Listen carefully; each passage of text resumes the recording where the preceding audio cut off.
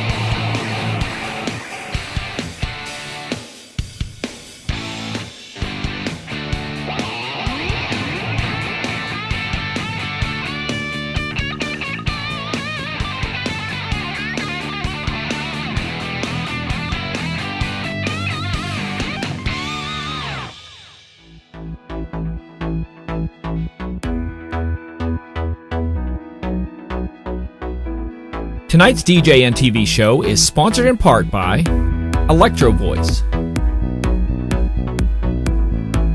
DJ Event Planner, ADJ, NLFX Professional, Promo Only, Newmark, and DJNTV Insiders. And now, ladies and gentlemen, Ron Ruth presents with his special guest, Rob Ferre. Hey, everybody. Hey, Rob, how are you? For those of you that don't know me, my name is Ron Ruth. I'm a wedding entertainment director out of Kansas City. I'm also the owner of a company called the Ron Ruth Experience. And this is like the greatest thrill of my life to have my very own show premiering tonight. I can't tell you how excited I am to be here with all of you and how much I'm looking forward to the journey that we're going to experience over the next few months. My show is going to be a monthly show. It'll be on the last Tuesday of every month. And it's going to be an interview program. And what I'm really looking forward to is stepping outside of just the wedding and entertainment and DJ industries. And I really want to talk to successful, creative, and innovative entrepreneurs across all industries. Anybody that has something that they can contribute that can help you as a business owner and as the viewer, I'm reaching out and would love to talk to them. So I'm just going to go ahead and leave an open invitation right now. If you know of somebody, or maybe it's you, as I said, in or out of the industry, please contact me at ron@discjockeynews.com. I'd love to hear some of your ideas. And if you've got content that you'd like to share with the rest of the world, I want to know about it, and I'd like to share that with everyone else. So now that I got that little piece of business out of the way, I really want to formally welcome my very special guest, my first guest, #first guest, Rob Ferre. Give it up for Rob all. How you doing, Rob? I'm doing great. Thank you for letting me be a part of your inaugural show. It's not just quite a the part, honor. Man. You are the first guest. And wow. I was going to bring wine and cheese to celebrate tonight, but how that goes. I got rushed and I forgot all about it. So, well, we were talking earlier about when we first met. This had to be, about 2009, 2010, isn't that what you said? Yeah, I went to my first mobile beat in 2009, and I believe you presented. And I don't know, somebody said, you need to get to know this Ron Ruth guy. He's all about Disney. And I think I approached you afterwards. And you were probably smoking a cigarette. And we had a conversation. And we kind of bonded and connected from there. It was great. Well, I'm 2 years smoke free, so we have that going for me, and I feel really bad because I guess it's news show jitters because I just kind of skipped over the fact. Hey, you're Rob Ferre, like the world knows. Rob Ferre is a DJ out of Salt Lake City. He's also a master of ceremonies, a public speaker. He's a member of NSA, National Speakers Association. He is. You have a role with the ADJ chapter in your market. Am I correct? What is it? Yeah, I was past president. Now I'm the membership director. I'm also on the National Advisory Board for the ADGA. Wow, you're you're like a big deal, kind of. Well, I try to be. Not really. I just try and serve where it's needed. People give me the opportunities, and I serve. And I'll actually be the president of my National Speakers Association chapter in 2 years. Oh, wow. Good for you, man. I'm just now starting to get into the process of getting into the NSA. I went to a chapter meeting at the end of December and met with one of the members as a mentor. So I'm hoping to get my membership taken care of soon as well. But so, one of the things I want to do with my program, Rob, is I want to try to explore more than just what it is that you do. I want to find out more about where my guests come from. How did you get to where you are? And I know one of the greatest connections that we had when we first met in 2009 was that you are a former Disney cast member. Tell me about that. Yeah. So when I graduated from college in 2003, I had a broadcast communications degree. So I had an emphasis in TV. I also did radio. And so I decided to go to Disney World and try and see if I could make something out of my degree at Walt Disney World, because I couldn't find anything that I really liked locally. I didn't want to get into news because it was just too salacious. And so I wanted something fun and entertaining. So why not move to Orlando? So that's what I did. And shortly after I got there, I got assigned a position. And one of the coolest positions that anybody as a cast member could ever get. It was working in the MGM parking lot, the MGM Studios parking lot. Isn't that amazing? That is. Doing what? So I had a college degree. I was a guy dressed up in yellow, and I was this guy telling cars to go this way or this way with the Disney point, right? Yeah, right. Yeah, and I also got to drive the tram. And then the other job that we had 3 jobs, parking, tram driving, and then spieling on the back of a tram. So I was basically the guy who'd be all like, ladies and gentlemen, lower your head, watch your step. If you don't lower your head and watch your step, please watch your language. This is a family theme park. And so I would do the spiel as people would come into the park. Ladies and gentlemen, if you look to your left, this is Goofy Lot 45. That's where you park your car. And right ahead of you, this is the Tower of Terror. It will drop you 30 stories, And I would tell everybody these stories and get people all excited. And then the fun part was at the end of the day, we'd bring them back to their cars. And I basically made up my whole Jungle Cruise type spiel because that was my favorite ride at the time. Right. I decided, if I can't be a Jungle Cruise skipper, I'm going to make this like the Jungle Cruise. The tram ride back to the car is your Jungle Cruise here at MGM Studios. So that's what I did. But then you went on to be a Jungle Cruise captain, which I think that to me has to be like the most awesome job ever, because it's such a corny position to have. I mean, the same jokes, you can't help. As many times as I've ridden a Jungle Cruise, and for those who don't know me, I am a Disney geek myself. My wife and I started going 25 years ago, and I've been back. The two of us have been back at least 40 times in that 25 years. We go every year now. But so every time I get on Jungle Cruise, I know what's going to be said, but I laugh still at every joke, because every captain has a different way of delivering those jokes. What was that like? Yeah, so we were actually called skippers. And right. So my job was once I was done working at the college program, and that's why I was there, it was an internship. Right. And so I applied for the Jungle Cruise because I went on that ride multiple times while I was working there. I said, this is the job for me. I love this. And so I applied and I got the job 2 weeks later. And so during the training process, they would teach us the script. And in the script, they actually gave you 3 or 4 options per show scene. Oh, and really? So you could go into a show scene with 2 or 3 jokes in your back pocket. You don't have to use them all. Some people try and rattle them off all at once, but you can't. And so also during the training process, some of the guys that I would watch, they made up their own jokes. And so I stole some of theirs. And then along the way, I made up my own. And so every time you went to a show scene, you had a couple set of jokes, but you needed to keep it family friendly and clean. Right. And so I would always make sure that they were clean jokes. But it was a lot of fun to kind of make it my own, maybe even make a character. And sometimes when I would do it, I just take on this Jersey voice, like, hey, how you doing? Welcome to Jungle Cruise. My name is your skipper. My name is Rob's. So what we're going to do here, we're going to take you on this cruise down this river. All right, ladies and gentlemen, if you look at these butterflies over here, the wingspan can grow from 12 inches to a whopping 1 foot. Yeah, you might find them on the shelves at Walmart. All right, look over here. You see that's python over there? His name is Monty. Hey, you get it? Monty Python? Get out of here. So I do stuff like that. And I make I up would my have own loved to see that. Yeah, well, actually, it's on YouTube. I actually have a YouTube video of me as a Jungle Cruise skipper. So if anybody ever wants to see it, just Google Rob Ferre as the Jungle Jersey Cruise. boy. As the Jersey boy. Yeah. It's kind of half. Oh, I got it. Jersey, Okay. When we're done here, I am definitely going to go look it up. I see you have one of the boats right behind you. Can you show it?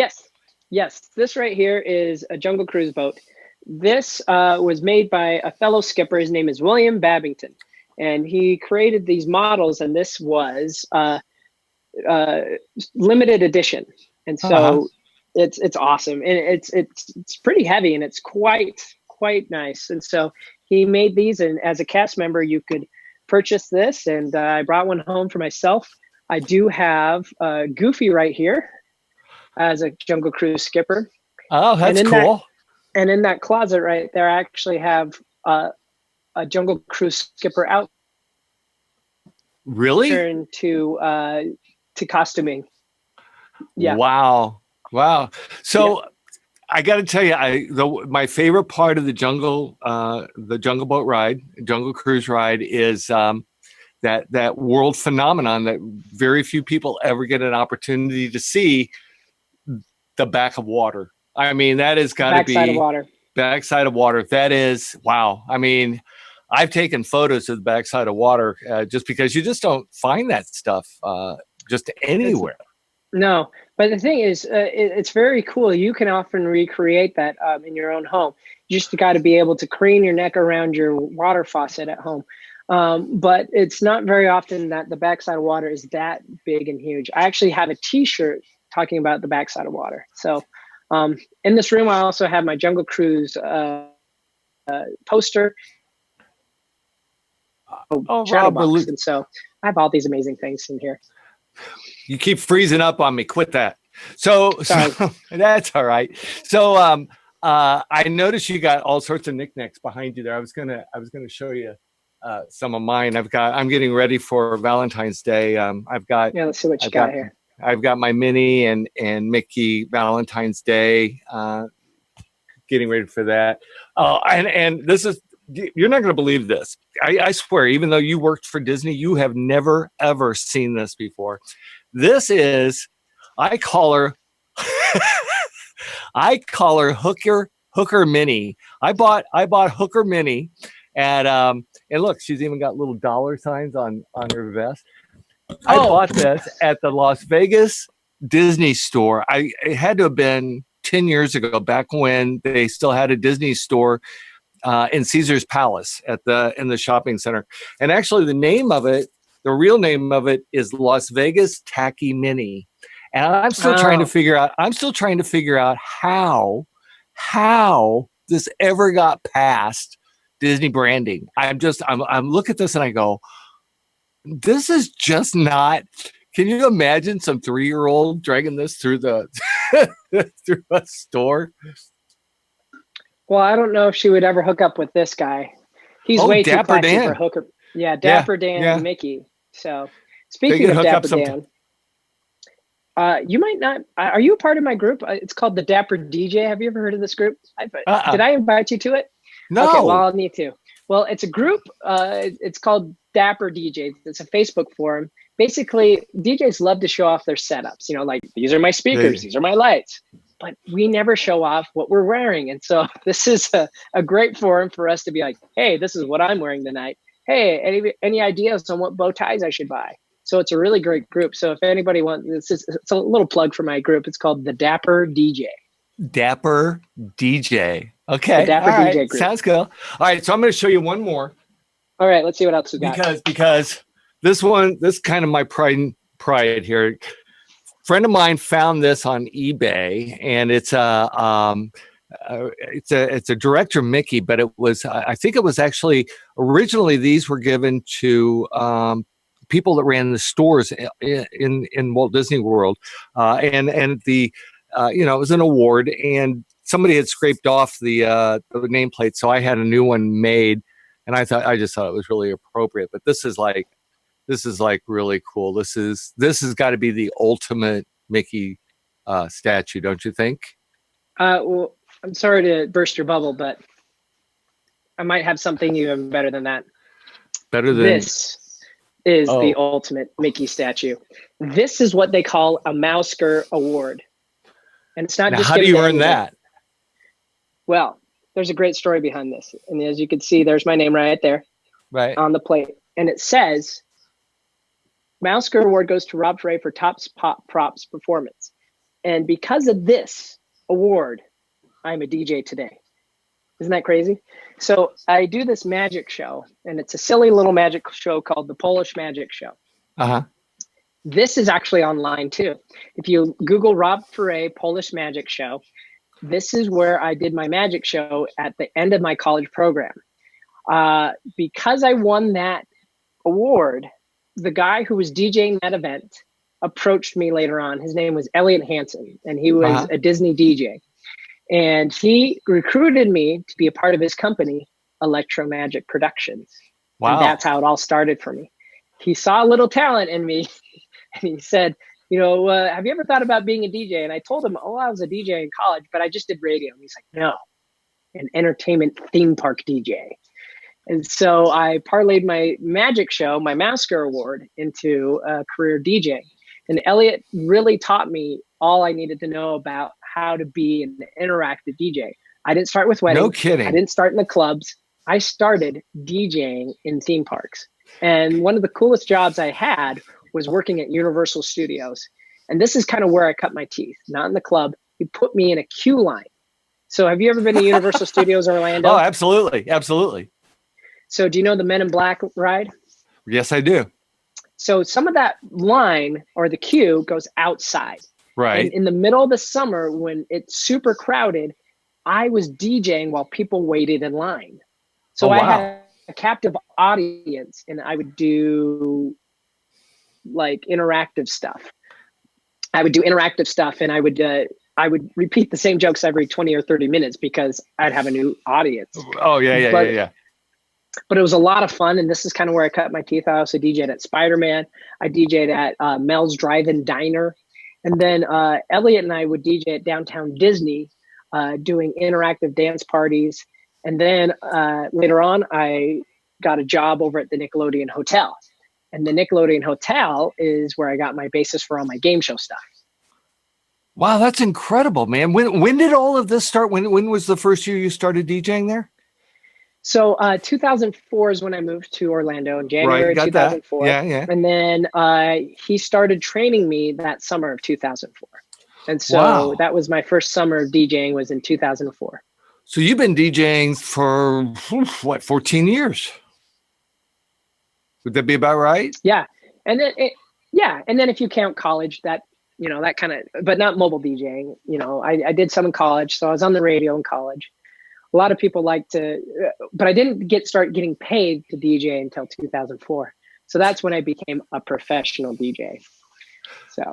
So you had to have, the thing about working at Universal or even working at Disney is that the policies, procedures, the processes in place, you learned quite a bit just probably about customer interaction, how to,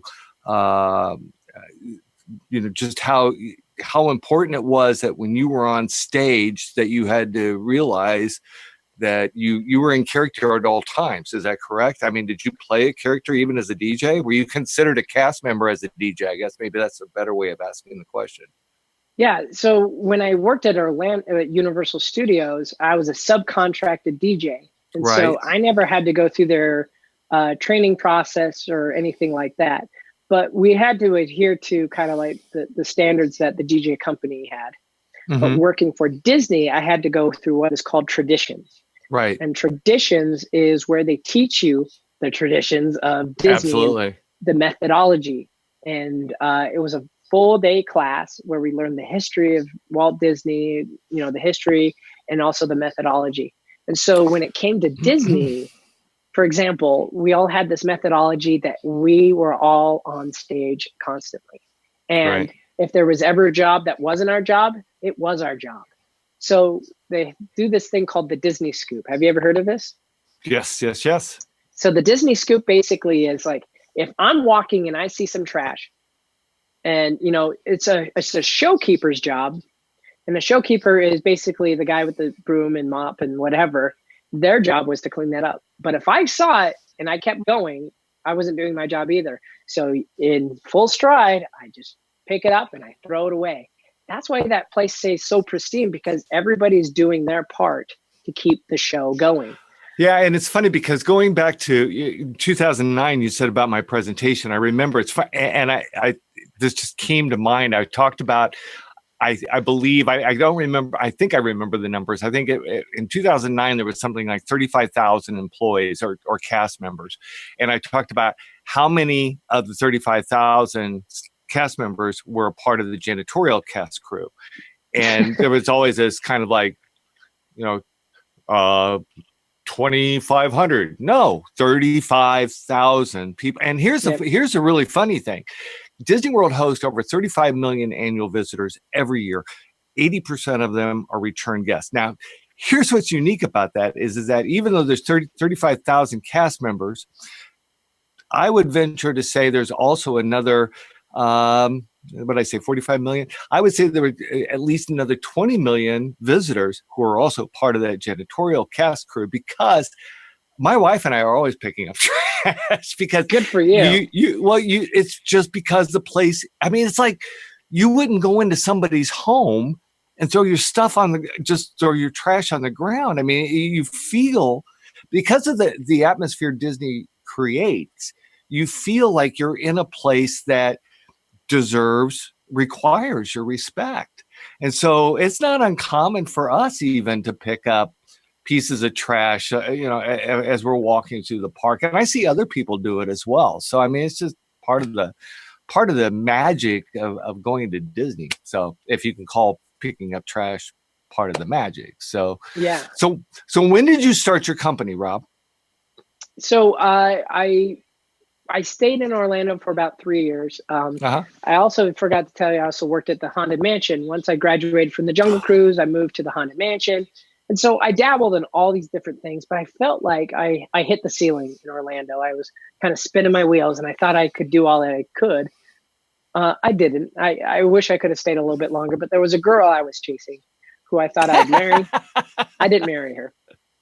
But I decided to move back 2006. So I was about a month shy of 3 years in Orlando, Florida. And I tell people I got my MFE, which is Masters of Family Entertainment, which is not really a degree, but I consider it a degree, a 3-year degree in family entertainment. And I moved back to Salt Lake City. It's a self-imposed honorary degree, yeah. Yeah. And I moved back to Salt Lake City. And the thing is, here's another tie to Disney that I am. I went to a high school, East High School. You're going to see a little reflection here. But this is a little plaque from East High School. East High School is the setting for what movie? High School Musical. And so that was another Disney turn right there. But I decided to move back to Salt Lake City, and I started my business 11 years ago, January. And so that's what I did. I was just a one-man band, and I was like, I'm all the way from Orlando, where I got my training. Nobody's ever seen interactivity like me before. And so that was kind of like my push. And I started doing community events, elementary school events. I had a lot of ties here, and so I was able to tell people, hey, hire me for this, hire me for that. And then I got into weddings. I only did 3 weddings while I lived in Orlando. Oh, wow. And so when I moved back to Utah, I was like, there's tons of weddings in Utah. There's lots of Mormons getting married all the time. But what I found out with the Mormons, there's a lot of DIY culture within the LDS Mormon culture. And so I figured out shortly that it was not the most lucrative wedding market there is. Yeah. If you go to the knot, we're usually towards the bottom as far as budgets are concerned in the United States when it comes to Utah. But I quickly found out that the clients that I like working with and I continue working with are my destination brides and grooms, or couples that come to Utah to celebrate, or imports, as I call them. Some of them came to Utah and now they're bringing their friends and family from out of state. So that's kind of where my niche is, right here in Utah. So I heard you say that your favorite clients are the destination couples that come. Yes. What do you look for? I mean, beyond that, what do you look for in the couples that you work with? Do you have an ideal couple? I mean, forget about the fact that they're coming in from out of town. What about personality? What about just their general demeanor? What is it that you look for in a couple that you work with? I really like to collaborate with my couples. It's harder to collaborate on a grander scale that maybe you or a Peter Mary will, but we still like to collaborate where I give them ideas on what they can do. It's a little bit harder with destination couples to do the big collaborations, right? But also that they're wanting to have a fun time and give me the opportunity to MC their event. That's where I kind of clash with some people, is where they're like, no, we don't want you to say anything on the mic, or no, we're going to get my cousin to do it. And so that's when I asked them the question, like, well, why? I'm curious as to why you don't want me to MC your event. Oh, well, we've just had experience with terrible DJs in the past. We've seen this. Well, I'm different. So you always ask those questions, why? But those are kind of my ideal clients. Also the ones that are willing to pay my price. And so that's always the best one. And, whenever they tell me they're at a certain venue, that's the other thing. It's like, oh, you're at the St. Regis. Oh, you're at the Montage. Oh, you're at Red Cliffs Ranch. These are the people I'm like, I know we're going to have a good time, because it's also the venue that really inspires a crowd. So I don't do a lot of traditional ballroom weddings. I do a lot of outdoor weddings and things like that, and big lodges and things like that. I love it. So most of your planning is done online, I take it? Yeah, online. Kind of and like what we're doing right now, or do you do most of it by phone, or do you have Zoom, or both? Yeah. And then we try and have people send in their information via the website. I use DJ Intelligence, so they can send the information through the planner and through the playlist generator, things like that. Yeah. Okay. And speaking of stuff that's done online, you have like a huge online presence. I see you all over the place, either on Instagram or on Facebook. You are the male selfie king. I don't know any other way. I mean, every time at Wedding MBA, I know you do like Alan Berg, and you do that whole thing with the camera. And see, I try to do that, and I'm old, and I always take a picture of the wall over there and forget that I need to reverse the camera. So tell me about why do you spend as much time on social media, and what do you gain from it? Well, yeah, I have a love-hate relationship with it too, because at times I worry about branding, making it all about me. And so recently I've had to try and change that and stop making it all about me. But the point of it is to expand my brand, if anything. I want people to know what I do, why I do it, and why I love doing it. When people think about a DJ or an MC or a game show host, they'll immediately think about me. That's why I do it. And so I use Facebook as a way to leverage my brand. That's why I am not constantly posting on Facebook. I actually post maybe once a day, maybe even once every other day. So when somebody sees something from me, they'll stop and take attention, and they're like, oh, this must be important, or I'll say something about something in my personal life, something I've observed. And I completely cut politics out of my Facebook post about 2 or 3 years ago. And I don't engage Facebook anymore, because what I've learned is I'm never going to change anybody's mind about their political views. No. And I remember getting in a fight with a fellow DJ online, and you know what? I was like, I like you as a person. I don't like you on Facebook and I'm not going to engage in this. And so, I said to him, it's like, I love you. I'm just going to be done with this. And so, because when I see you, Ron, in person, do we go, so what do you think about Trump's approval rating? We don't talk about that stuff in person. How often are people doing that at Mobile Beat, talking to each other about politics? It doesn't happen because it only happens on Facebook. It's so weird.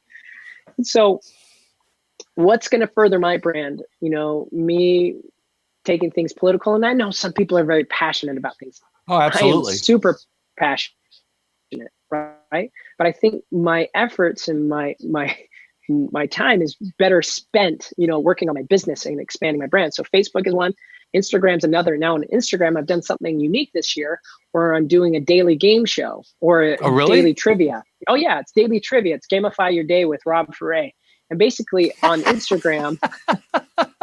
Wait a minute. Whoa. What's it called again?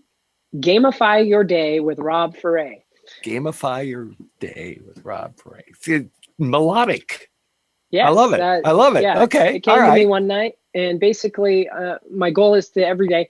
There's been some days where I've taken a day off, like Martin Luther King Day. I decided nobody wants this.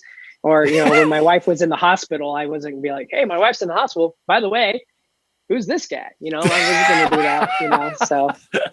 But, my goal is to get on every day and kind of share some trivia. And then if you get on there and answer the trivia question, guess what? I Venmo you $1. And so my goal is to give away money and prizes. And then I do a live game show on Facebook every Friday when it allows, when I don't have a gig. So I'll do a Facebook Friday game show. And the thing about this is sharpening my sword. I'm kind of trying new ideas, getting my things out there, and also branding. I just want to expand my brand. And if I can do a daily game show on Instagram, that's fun. And on Facebook, I'll do that. And then another thing that we were talking about earlier is LinkedIn, leveraging LinkedIn. I don't think enough DJs do that. Well, before we get into LinkedIn, I want to back up just a second, because you said you used a term that either it went by me and I didn't understand it, or I never heard it before. You Venmo people $1? Yeah. So Venmo, it's like Venom, but Venmo. VENMO. Okay, Venmo what is that? It's an app, and basically, it's a peer-to-peer sharing money. And so I can send you $1 or $2. Let's say we go out to eat, and instead of me giving you $10, I'll just Venmo you money. It comes out of my bank account and goes into yours.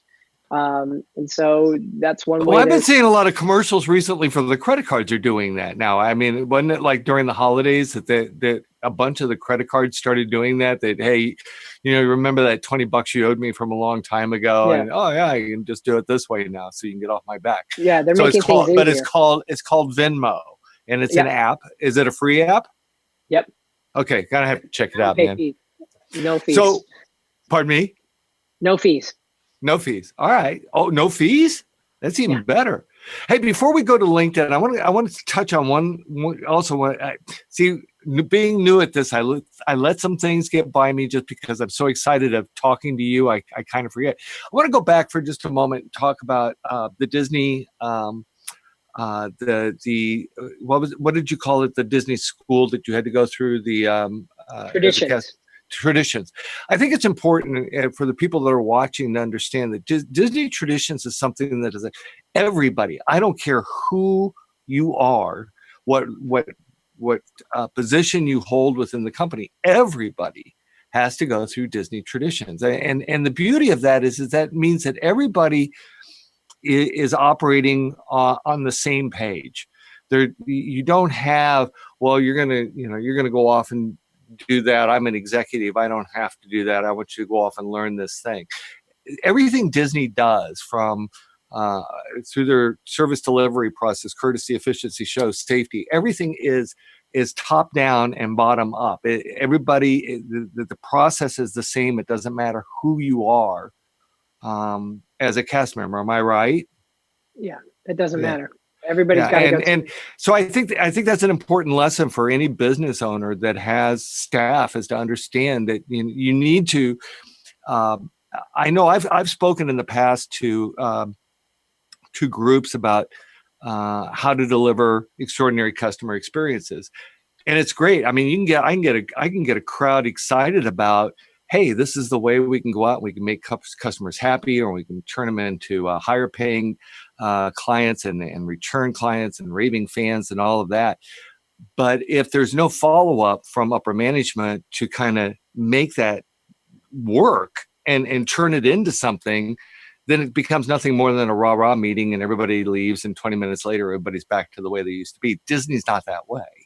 Everything is, everybody is on the same page. And it's funny, you were talking about being the cast scoop. Every Disney exec I see carries one of those things where they don't even have to bend over. I wouldn't want to bend over all the time, but they do. They carry those things around with them where they can just pick up trash. Yeah. All right. So let's talk about LinkedIn. Sorry, I just wanted to kind of, I don't know why, but I just thought it was important to touch on that. I have been spending the last, because I'm kind of turning the page and I'm doing less DJing and I started my own business. I have spent the past week, 2 weeks, just fully vested in getting my LinkedIn page up to date. I don't think, LinkedIn was a big deal when it first came up, and everybody was like, yeah, you need to be on there. And I think, but for the most part, for me, trying to cater to a bride on LinkedIn just didn't make sense. So my LinkedIn page, I kind of abandoned it, and it sat idle for well over a year. So it's taken me a long time to get it back up. But here's the beauty of it is that I love LinkedIn because you don't have the politics that you were talking about a few moments ago. This is all business. This is people that talk business. They share business ideas. I love that. What kind of presence do you carry on LinkedIn? Yeah, I don't use it as much as I should, but the thing is, it's also expanding my brand, having a presence on there. I made sure my LinkedIn profile is at all-star level. You're saying all-star level? What are you talking about? No, that's a thing. If you look on your right tab, I think on the right side, I can't remember, but basically you have to put in certain things, and if you fill it up, you can be to a certain level. That's basically meeting the requirements of certain things like your photo, your resume, background, stuff like that. And so I'm at all-star level, but there are a lot of business owners out there that are looking and maybe connecting. And I found some people through LinkedIn. I've gotten hired for gigs through LinkedIn. And so I know there's some people who just focus on weddings. I don't. I focus on corporate too. And corporate is a great avenue and a great revenue stream for me because I want to do more speaking. I want to be emceeing more. And so if anybody wants to know more about me, I'm not going to send me, hey, well, check out my Facebook profile and learn more about me. My website. One thing is really cool is you check out my LinkedIn profile. You can see where I've worked, what gigs I've done, who I've worked for, my blog posts. That's the other cool thing is I can attach my blog posts and like, oh, I've written for the Disc Jockey News. Here's my blog post on that. I've written for so-and-so. So you can leverage, that for your corporate clients. And I think if anybody considers themselves a professional DJ, they need to be on LinkedIn. And that's the other thing is I don't know why there's so many DJs out there who don't have a professional headshot or something that represents them. And I don't get that on Facebook either. Like, do you want people to hire you or is this just like a side gig? Is this a hobby? Because your logo is not your face, and then you show up to the event and they're like, you're nothing that you're not you don't look anything like your profile picture. Right. So always represent yourself and there's no need to hide behind something else. Just be yourself, but put your best foot forward also, I say. Well, I think it also helps that anytime somebody Googles you, the more stuff that comes up. I mean, customers today, I was just like us. I mean, the beauty today of technology is that if a couple calls me, I can look them up before I ever meet with them. Google's a great tool of being able to find out who it is that has reached out to you so that you have some idea of who you may be talking to. And the same thing, trust me, they have done the same with you. They've Googled you to find out, your reviews, to find out, where else you hang out, They may even check your personal Facebook page, and that's that's really important. Going back for just a moment to on any of the social media, whether it be Facebook or Twitter. I'm trying to get into Twitter. Are you on? Do you do a lot of tweeting? No, my Twitter is very weak. What I use Twitter for is to follow comedians and sports people and things like that. And so whenever I tweet on Twitter, it's very minimal. My audience really isn't there. I mean, there might be some corporate people there, but I don't really feel like I have anything to share that's good on Twitter. So yeah, there are a few DJs I find like that are on. I know Mike Walder has a Twitter account, and it seems like, although it seems like he's on quite a bit, sharing information. And it's funny because you said, you only post on Facebook like once a day or something, but your post must be or once every other day. But your post must be so awesome because I think you're on there all the time. Yeah. It's like, oh, look, a new picture from Rob. Well, thank you. But I think see, it's working, right? Oh, absolutely. And I think you're wrong. I'm sorry. I disagree with you. I think it's okay because I think it's wonderful. I guess it's a balance of sharing not only photos of you, but of people on a dance floor maybe, or what it is that you do. But I think it's wonderful to see you because you just have, I don't know. It's your smile. It's your personality. It kind of comes through the computer screen or through your phone screen or whatever. And I just think that's really cool because I want to look just like you, Rob. I mean, that's my goal in life. I mean, between you and Marcello, I haven't decided. I'm thinking maybe you're going to become my new profile picture. Well. So we have just a little bit of time left. We've kind of covered a little bit about we talked about Disney, which obviously, my viewers, you best get used to hearing a little bit about Disney a lot often because I love Disney. But we talked about that. We talked a little bit about social media. Let's talk. Let's move into the third and final area that we promised to talk about tonight, and that's networking. Love to hear your thoughts about networking. What do you think are the best approaches? How do you go about networking? I think sometimes people approach networking like about they best serve me. And you have to flip the script when it comes to that. So wait a minute. Rob, I'm going to stop you for a second. Would you start again, please? Because you froze up on me for just a moment. I appreciate it. So what I think people do is they approach networking the wrong way. They look at the people that can best serve them. What can this person do? And they scan a room and they look and they say, this guy right here, he's a mover and a shaker. And people put judgment on people. They put them into boxes and then they ask them, what can they do for them? So what I like to do is flip the script. How can I serve people? Ron, Ruth, who can I connect you with? What do you need help with? Mm-hmm. And Ron is always going to remember that. And the thing is, I may go to a room and I'll look around and I see a Marcello, I'll see a Jim Cerrone, and then I'll see a Ron Ruth. But you know what I'm saying? What was that? Wait, what was that look on your face? Then I see like Ron Ruth. What does this guy have to offer? And then the thing is, if I went immediately to Marcello and overlooked you, I would have no idea that this guy in front of me, this Ron Ruth guy, the glasses and the bald hair, and I had no idea that this guy was a creative genius, right? And who shared the same passions at Disney as I. But I was looking at Marcello in the suit going, that dapper gentleman has a lot to offer. Where I'm not saying Marcello doesn't have anything to offer, but that's sometimes we look for the prettiest kid or the most popular people in the room to associate with. And so we do that a lot. And I call it checking out of the clique. You got to check out. Quit looking for cliques to come into. I remember the first time I went to Mobile Beat, I thought all the guys in suits knew exactly what they were doing. They did, but they weren't always the ones that could help me with my business, Right. And so there's tons of people out there that can help you and can give you those connections. And so don't often look for the people who you think can help, but also offer help to those people. So try and make it a service-oriented thing when it comes to networking.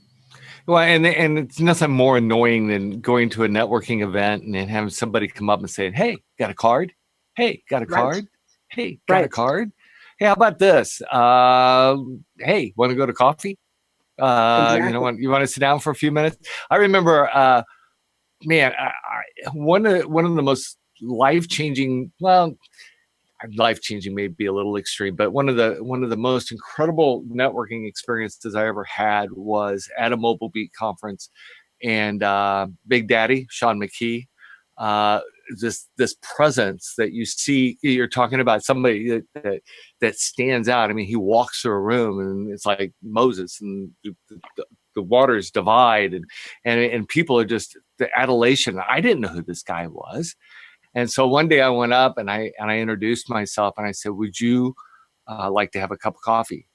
And we went to the little cafe. I think this was still at the Riviera. And 3 hours later, I mean, this guy, I mean, it's just phenomenal. And we have become the best of friends and supportive of each other ever since that day. I mean, it's not a matter of, what Big Daddy can do for me or what I can do for him, just the support that we provide for each other.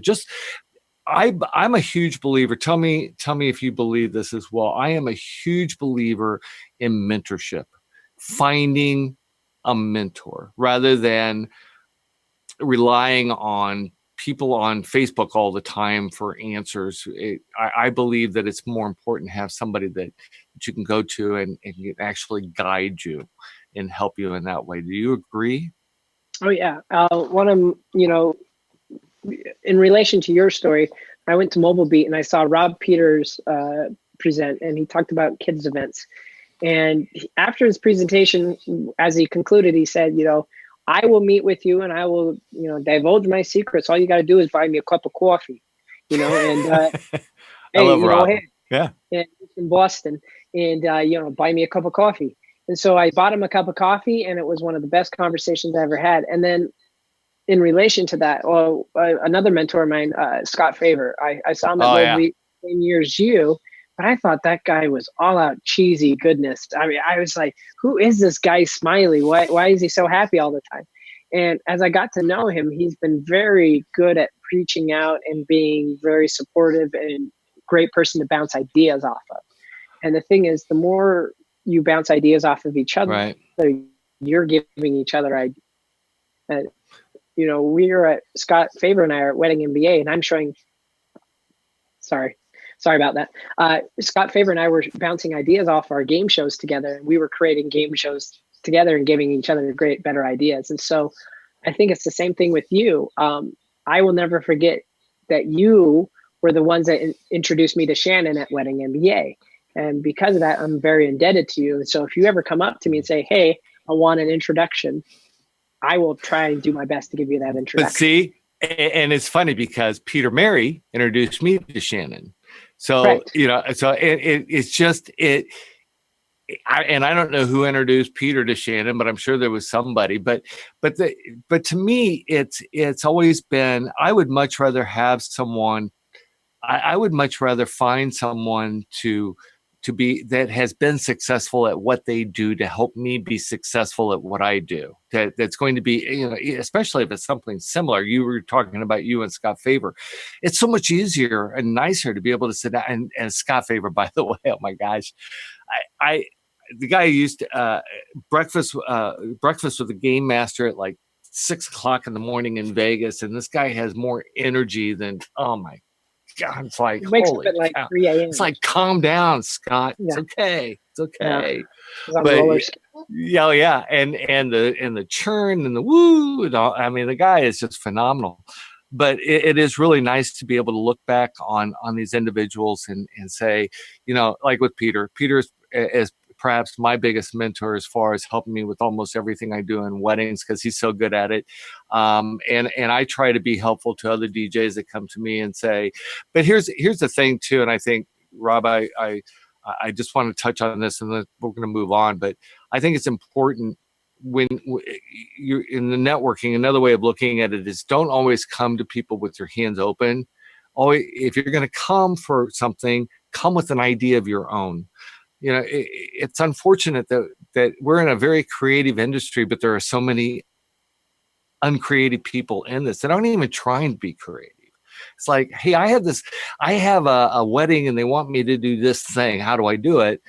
Rather than being, hey, I got this wedding coming up and they want me to do this thing. Here's how I'm thinking about doing that. What do you think? And then you can start a conversation rather than just saying, because what may work for me may not work for you. But if we work on it together, we might be able to come up with something that will work. Exactly. At least that's the way I think.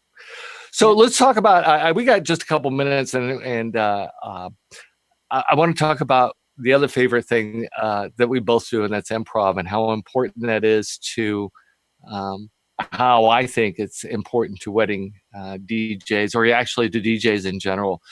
I know, how many years have you been doing improv, Rob? I started in college in 2000, so I've been doing it since then.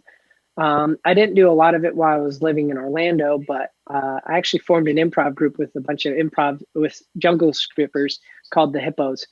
But I've been doing it for years, and it's been a great tool for me. Especially, I think the best part of it is actually for my emceeing, and so taking moments that people give me and working off of the audience and having a lot of fun with that. We know the rules of yes and building upon something, but being in the moment, being present in the moment, you always have to listen to what somebody's giving you, and if you can take whatever they give you and bring it back, they'll have a lot of fun. Also, in the improv world, there's things called callbacks. Right. For example, if you can call back a moment, let's say you're at a wedding and something funny happens during the ceremony, and you do a callback during, the toast, or maybe you're at the toast and somebody talks about, my brother and I, we used to play lightsabers, doing Darth Vader things, and then that actually happened at a wedding where the brother was talking about their love of Star Wars. As he finished his speech, I played the Imperial March and everybody just laughed, So that's a form of improv, but that was unscripted. They didn't know it was happening, but I was present in the moment, but I was also observing. Would this crowd laugh? Were they having fun? Yes, they were. If I did it and they weren't having, it would have been awkward. So improv has given me the confidence to go into these situations and create laughter and moments of joy. And so we can do that anywhere in our business. And it also helps when it comes to your consultations too. Absolutely.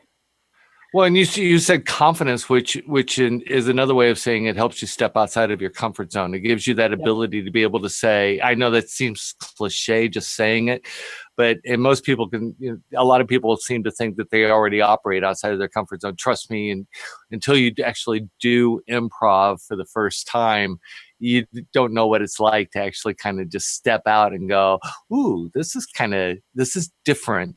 But you're absolutely right as far as sales consultations, because that was one of the first things I learned was suddenly, instead of being across from, I think the tendency is for most people is to be you ask the customer a question, and while they're responding, you're not listening. You hear wah, wah, wah, wah, wah, and you're already moving on to the next question. So I'm just waiting for you to be quiet so that I can move on with the next question. But instead, you're actually listening to what they're talking about. And so you can respond better.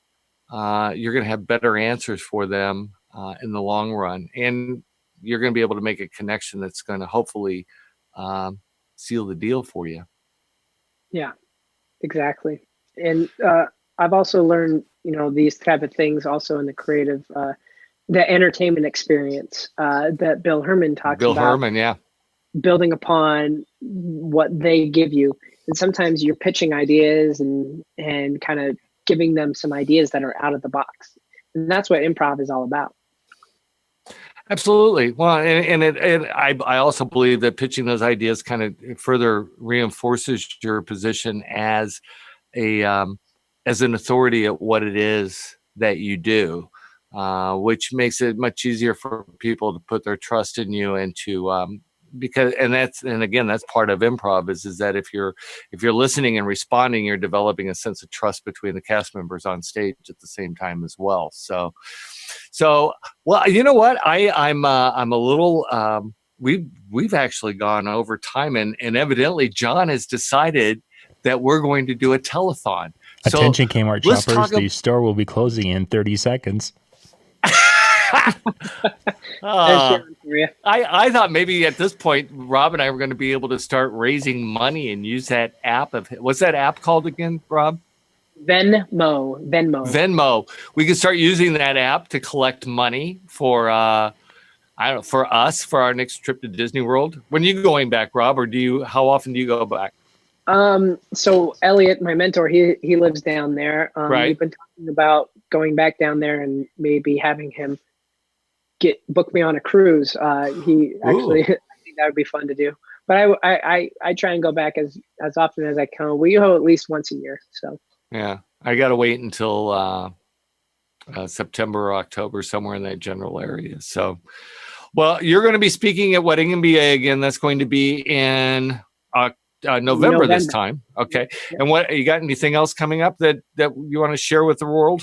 What we got? No, I'll be at Mobile Beat. I would just love to connect with anybody at Mobile Beat. Please say hello. If I don't know who you are and you're like, hey, we're friends on Facebook, I apologize. I've friended a lot of DJs in the year, but I also want to put together, I still have to talk to Ryan about this, but we usually do a kids DJ meetup. So anybody that does kids events, we like to get together for about an hour during Mobile Beat and we just kind of chat about what we're doing. But I don't really have too many speaking opportunities coming up. And so if you are part of an ADJ chapter or part of a group, I would love to come speak to your group. I have a variety of things that I speak on. You can also follow me on Instagram at Rob Ferre and do the daily game show if you want to do that. I'm going to do, because I want your money. I want your money. My $1 that I can give you. So I haven't done my Gamify Your Day yet for Tuesday. Okay. So after this, I'm going to do a Disney related trivia question. Okay. So look for it, Ron. There's real important picture DJN show. What are you doing on DJNTV? My own show. Yeah. You have your own show. Sorry. Did you forget already? Oh, I totally forgot. Yeah, it's Stepping Up Your Game with Rob Ferre, and it's about a 5-minute segment. I'm going to talk to John about maybe doing a live one coming up here soon, talking about daddy-daughter dances. That way everybody can benefit from that. Or I'll probably just do a live one on that. But it's about a 5-minute segment. It's really easy to digest. You just watch 5 minutes of it, and John drops them every Tuesday night. Well, I know I could probably tolerate more than 5 minutes of you, but I also have a very tough gig, a very tough act to follow, because I'm going to be in Sacramento speaking to the AFWPI in April, and you were there last year. Yeah, I spoke to them. I have to follow you, which is, I'm not really looking forward to that, but it's going to be a lot of fun. Year to forget about me, so you'll be fine. You had what? They have a whole year to forget. Oh, okay. And I'm also doing an improv workshop with the 2 ADJ chapters that are out there. So, John, are you still with us? Yes, I am. You want to cut in and you guys can say goodnight, and we'll wrap it up, and we'll be back with our next live DJ hangout in just a few minutes here. We put the link in the YouTube chat area, so you guys can grab that, and we'll be coming live. Wonderful. Well, in that case, I want to thank everybody for joining, for being a part of the first Ron Ruth Presents. That's a working title. We're gonna have to figure out a different one. And I especially want to thank my first guest, Rob Ferre. Thank you so much for being a part of this with me. Thank you for making this easy, because I was really nervous coming in here tonight, and it was great to have you with me, and I wish you nothing but the best of luck, and I hope to see you sometime real soon in the near future. So good night, everybody. Come back here on Tuesday, February 27th. Will be the next Ron Ruth Presents. I don't know who the guest is going to be. #second guest. I know.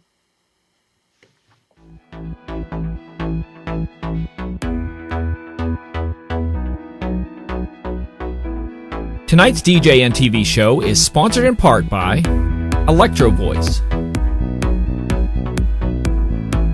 DJ Event Planner, ADJ, NLFX Professional, Promo Only, Newmark, and DJNTV Insider.